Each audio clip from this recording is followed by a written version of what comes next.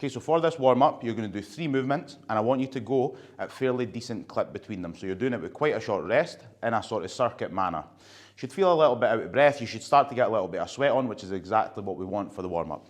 First exercise is a plank. So let's go into position, and it's just a standard plank. You can do it on your hands, you can do it on your elbows. If you need to do so. Do it on your knees, I don't particularly mind. Just make sure it's sufficiently difficult so that you feel your core working to keep you stable. In position there, and you'll hold for the designated time it says on the programme. Once you're done that, you go into a kettlebell sumo deadlift. Now the reason we're doing that is it's a great exercise for opening up the hips and improving external rotation of the hips, where a lot of people struggle with. So wide stance from here, make sure you're driving the knees out so they track out over your toes.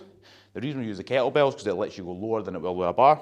So here, and really feel like you're driving the hips out. You should get a nice stretch on the adductors and the inside of your hip. So down, touch the floor, up like that, down, touch the floor, up like that, touch the floor. Come to the top to get a good stretch. Extra tip to get a little bit more stretch in your hips is squeeze the glutes when you get to the top. So there, squeeze the glutes, and you really feel an extra stretch on the inside of the hips.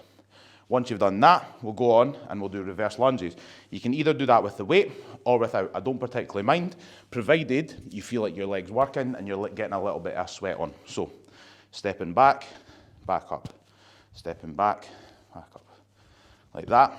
If you want to add weight, you can either hold kettlebell like that, and then just move it to either side, or hold it in a goblet manner.